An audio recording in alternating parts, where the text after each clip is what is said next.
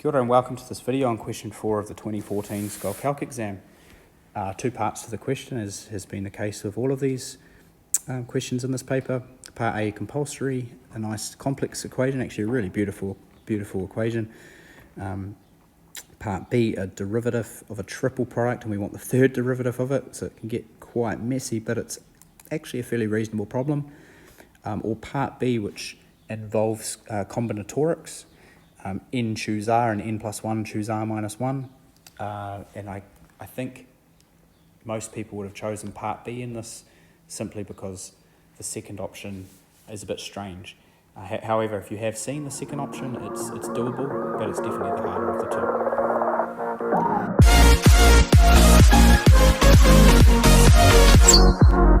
Okay, Part A.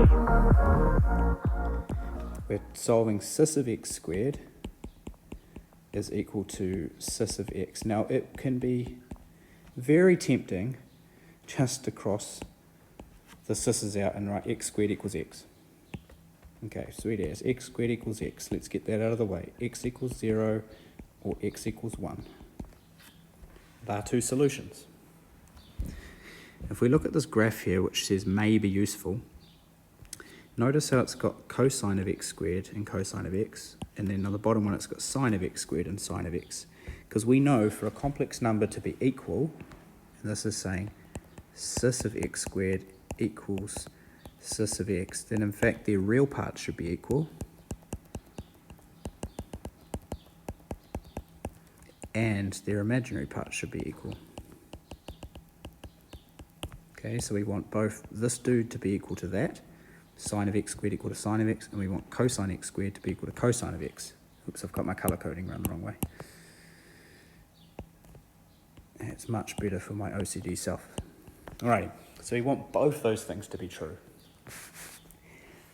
And if we look at the value x equals 0, because that was our first solution, the cosine graphs are equal at x equals 0, and the sine graphs are equal. So yep, 0 is a real solution. And then 1, the cosine graphs are equal, and the sine graphs are equal. And we need to find, are there any other possibilities? Are there any other positions where that is true? So we've got, it's equal there, but not equal underneath it. So that's not a solution.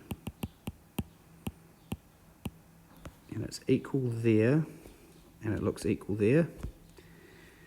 And it's equal there, but not underneath it. And it's equal there, but is it here? Maybe it's underneath it. That's potentially a solution. And then there doesn't look like it. And that one last one there. Yeah, maybe. Okay, so we've got 0 and 1, and it looks like we might have 3 other solutions to it. Let's try to find them. So, we need both the real and the imaginary parts to be equal to one another. So if we do cos of x squared equal to cos of x, we need to solve a general solution, because if we just cancel the cosines, we lose the fact that these things repeat. So actually, cos of x squared equals cos of x plus 2k pi is one way of thinking about it, because if I add a multiple, oh sorry, k is an integer.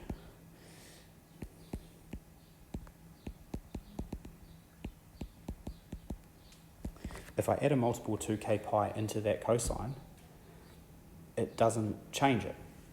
So like, for example, the cosine of 10 degrees is the same as the cosine of 370 degrees. Adding on a whole revolution is the same thing. And then, if I want to do that, I can cancel off the cosines, and that will give me x squared equals x plus 2k pi. I can solve that quadratic equation and substitute different values of k in to get my solutions. And like I can do the same thing for sine of x squared. That's one way of looking at it, but suppose you didn't think to do that.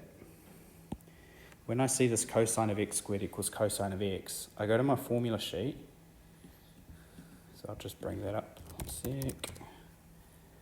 There's general solutions for cosine down the bottom left of the trig part. And it says if cos theta equals cos alpha, then the solutions to this are theta is 2n pi plus or minus alpha. So we've got that set up. We've got cos of something equals cos of something else. So I'm going to say x squared equals, sure, write that underneath. The theta is x squared, 2n pi plus or minus x.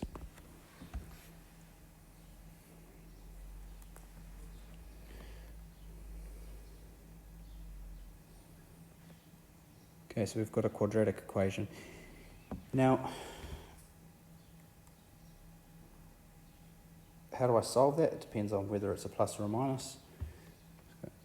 X squared minus plus x minus 2n pi, again n is an integer, equals 0.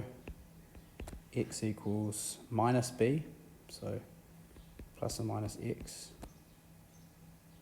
Oh gosh, what am I doing? Minus b is minus or plus 1. So plus or minus 1. Jeez, that's terrible. Plus or minus the square root of b squared, which is 1 minus 4ac, which is plus 8n pi, all over 2. So just be careful, I do have a plus or minus there as well. Okay, so I can evaluate this for different values of n and see what I get. So I'll start with the positive root for both of them. So I've got 1 plus the square root of 1 plus, and we'll go with n equals 0 first. So if n equals 0 and both positive roots,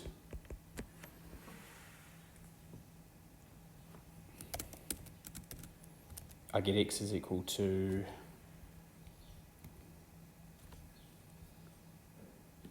um, 1. Okay, already knew that one.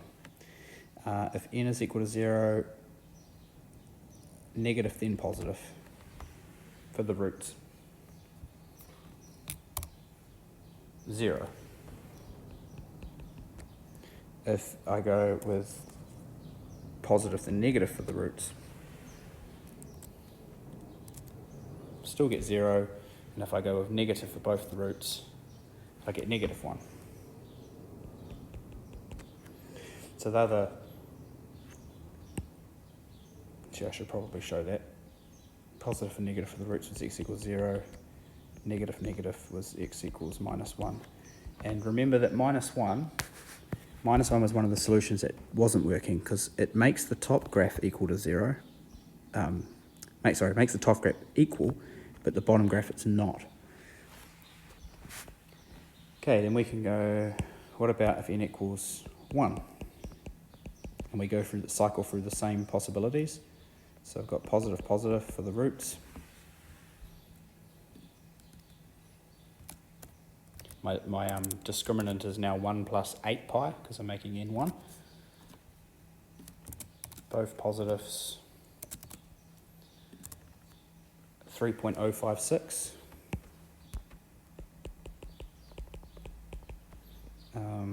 Negative positive. 2.056. Positive negative. Negative 2.056. Negative negative. Negative 3.056. Okay, and which ones line up? Looks like the 3.056 and the negative 3.056 both work. So I'm going to say yes for that, no for that.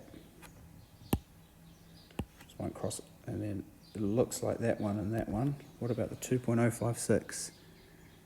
No, the 2.056 is this dude.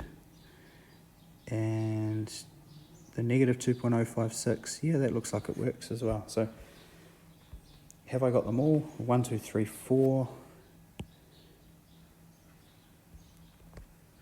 5.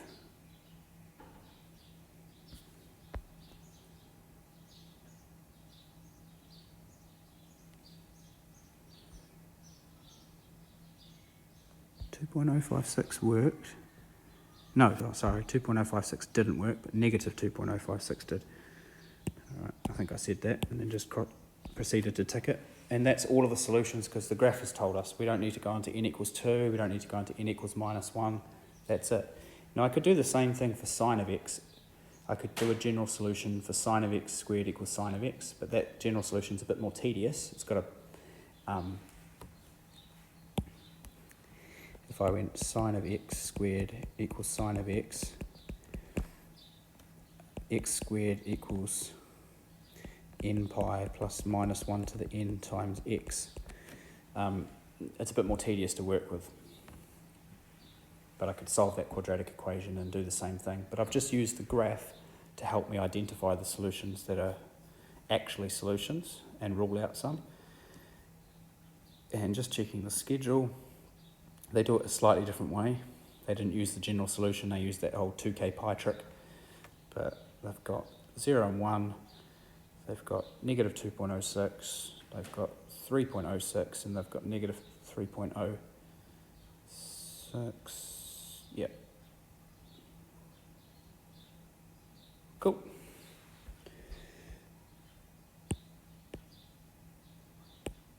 Part B, the rule for the derivative of a triple product is given below. So we're given this rule. F G H differentiated F dash GH plus F G dash H plus F G H dash. If you didn't get given this, it's easily derivable, because we know that the derivative FG is F dash G plus G dash F. That's the product rule for achieved questions. And then if I just I use that formula, but I make the second function GH, I'd be getting F dash times GH plus GH differentiated times F, and then I'd use the product rule again on the next bracket, G dash H plus H dash G, and then expand that bracket. I get the product rule for a triple product.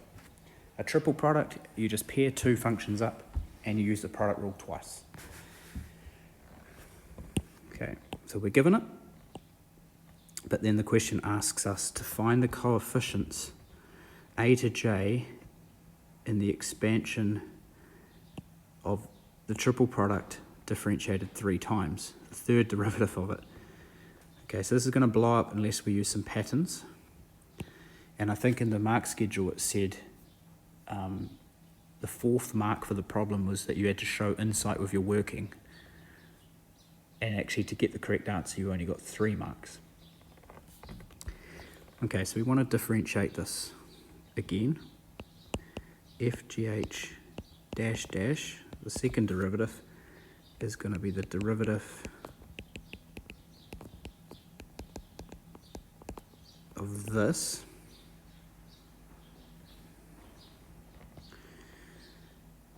So we've got 3 things to differentiate.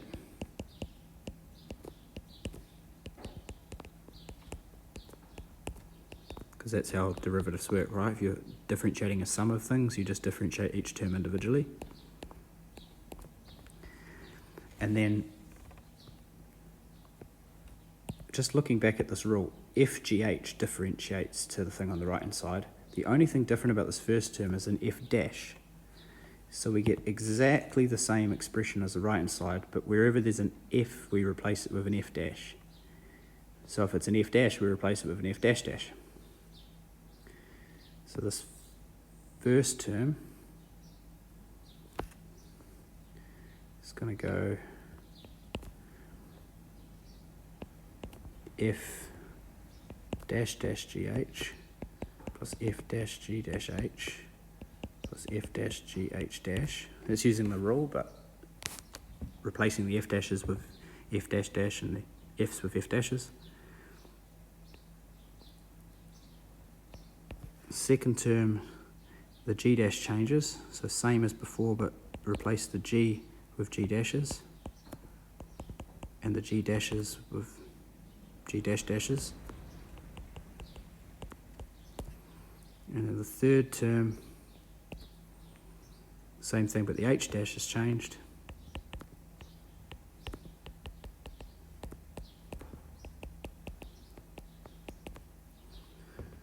Okay, now we want to tidy this up before we differentiate it one more time, because we really don't want to diff 9 different terms. So are there any like terms? You bet there are. There's only one of each of the f dash dash, g dash dash, and h dash dash terms.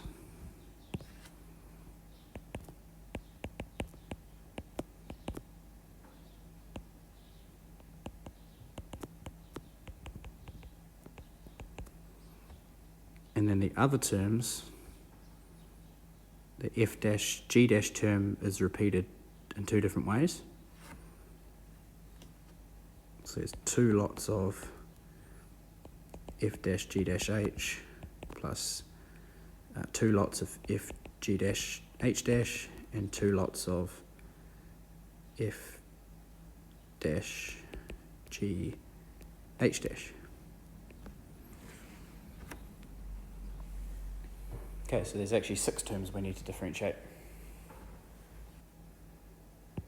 Okay, the third derivative, we need to make use of the pattern again.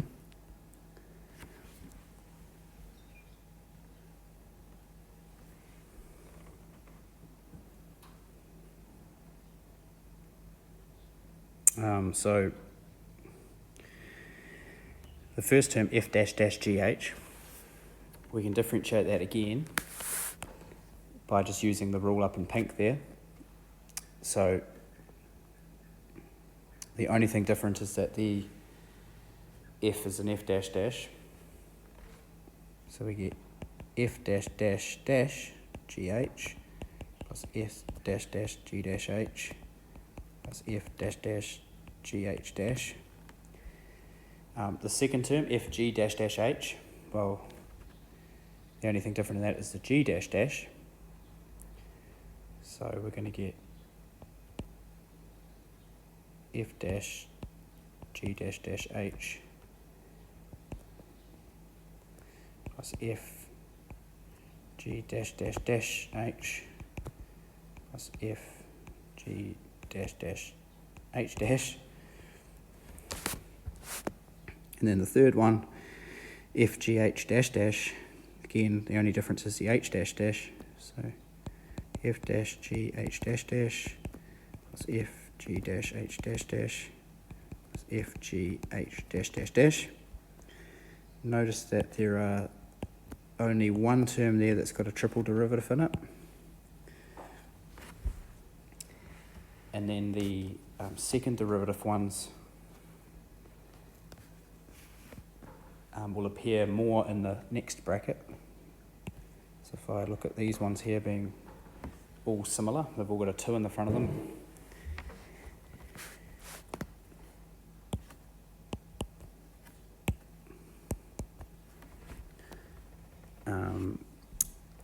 Two lots of, okay, now that the f dash and the g dash, the f and the g are now both f dash g dash. So we've got f dash dash g dash h plus f dash g dash dash h plus f dash g dash h dash. And there's a similar vibe of all of these ones as well. To the second one's g dash h dash. So f dash g dash h dash is f g dash dash h dash plus f g h g dash h dash dash. And the last one, f dash and h dash, f dash dash g h dash, f dash g dash h dash plus f dash g h dash dash. Okay, one of all the pink ones, f dash dash g dash h appears there. There's three of them. F dash dash g h dash is also one that's got a second derivative and a first derivative in it, and that appears there. There's also three of them, and it looks like all of them have got three of them in it. So this one, this one, this one, this one, all appear as a single derivative and a double derivative.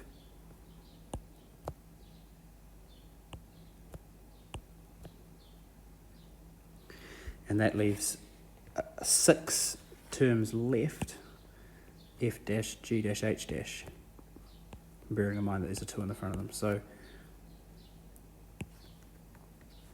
if we look back at the question, A, B, and C are equal to 1, so there's only one of those terms, and then the ones that have got a double derivative and a single derivative in it with 3s, and then J was 6. Therefore, A equals B equals C equals 1, D equals E equals F equals G equals H equals I equals 3, and then the J1 was equal to 6. I don't know if I showed enough clarity and flair there to get the full mark, because I took the long route, definitely. But because of the symmetry, it's kind of like a binomial expansion where like the coefficients are symmetrical. Okay, part B, the alternative option. There are many integer solutions to this equation. First up, you have to know what this notation is actually telling you.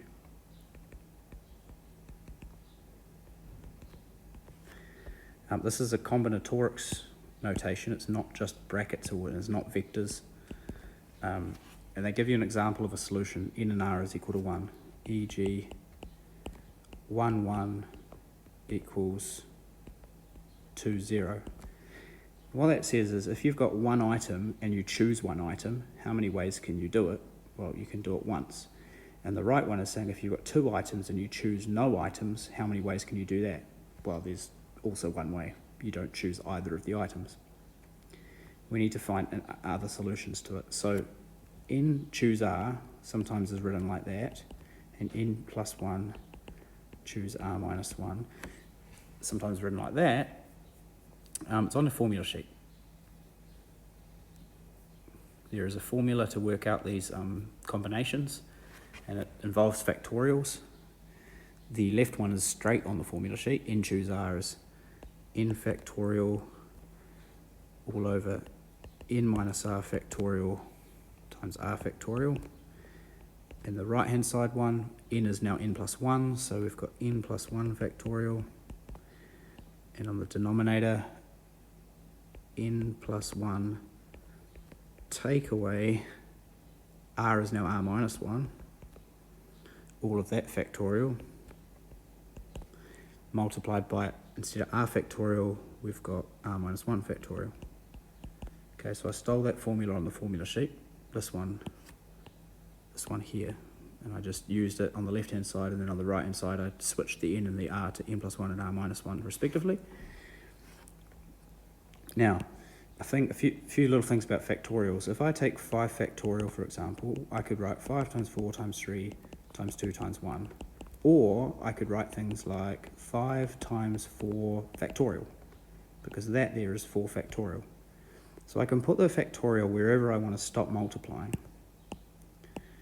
So if I look at the numerators, for example, the right hand one I could go n plus 1 multiplied by n, then I could put the factorial on it, because n is 1 less than n plus 1. And in the denominator there, R minus 1 factorial, I could leave that there.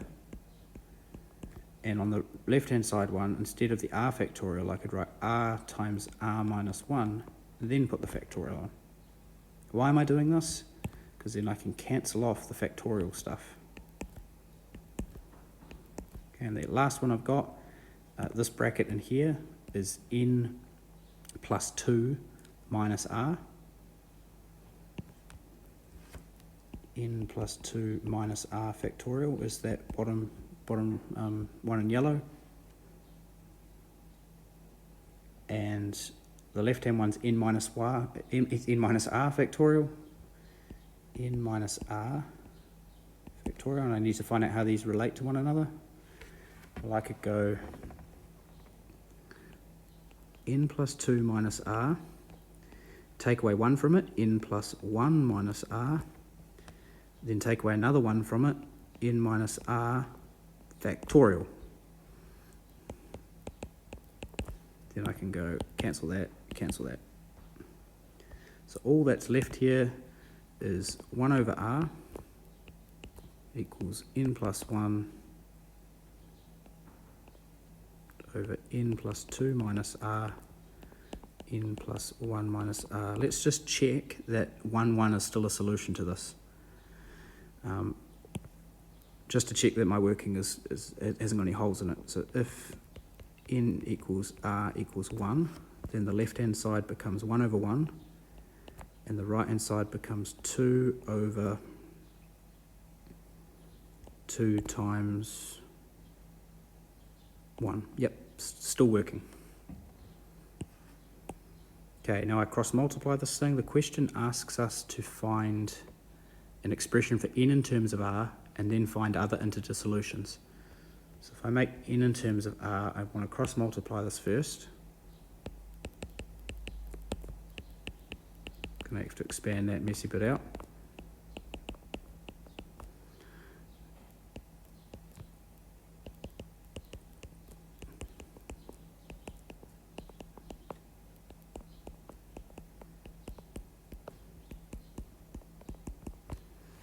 Okay, do I get anything cancelling?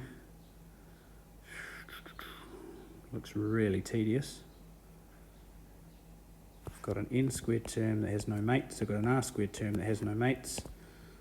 I've got a 3n. I've got a minus 3r. I've got a minus 3rn. And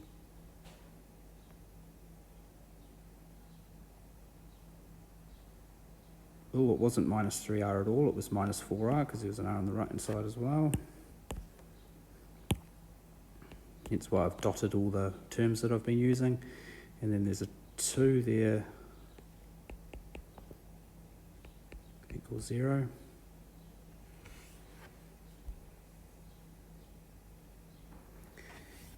N in terms of r means that I need to solve this quadratic equation, and I treat r as a constant. So I've got a quadratic term of n squared. There's a linear term there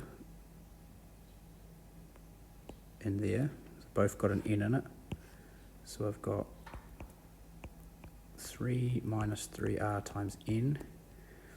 And then the constant term, r squared minus 4r plus 2. That's going to be treated as a constant because it doesn't have any n's in it. Okay, n equals minus b, so 3r minus 3, coefficient in front of n is 3 minus 3r, so minus that, plus or minus b squared, minus 4 lots of a times c. A is 1 and c is this, all over 2 times a. Just tidy up that thing underneath the square root so that we can actually think of other values that might make it a whole number.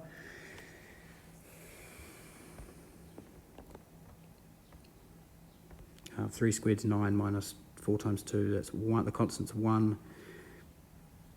The linear term is minus 18r plus 16r, so minus 2r. And the quadratic term is 9r squared, take away 4r squared, it's 5r squared.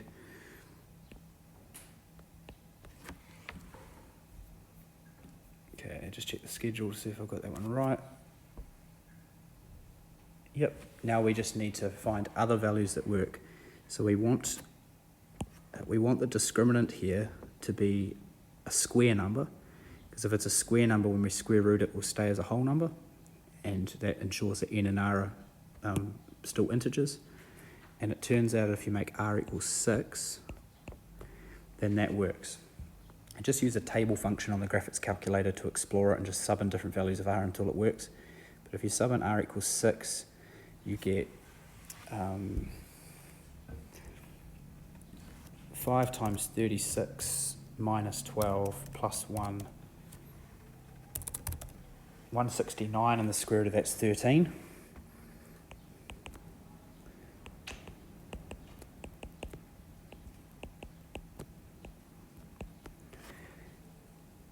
And then if we take the negative root, for example, then we get n is equal to 48 minus 3, take away 13 over 2, which equals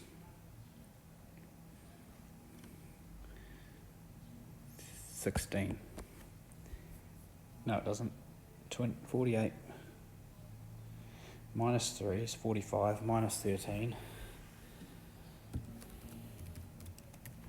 All divided by 2, yeah, 16. What have I got? Where's my mistake?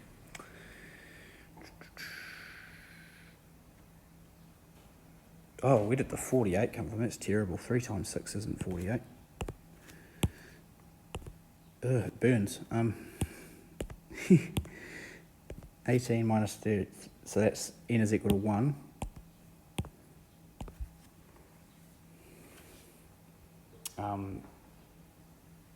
Does that actually work?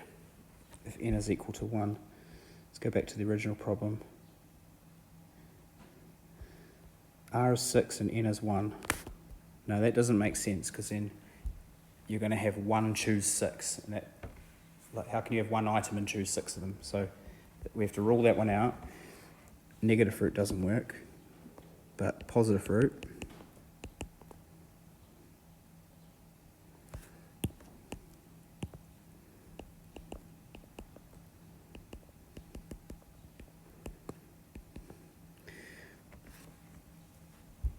That's 14, and that does work.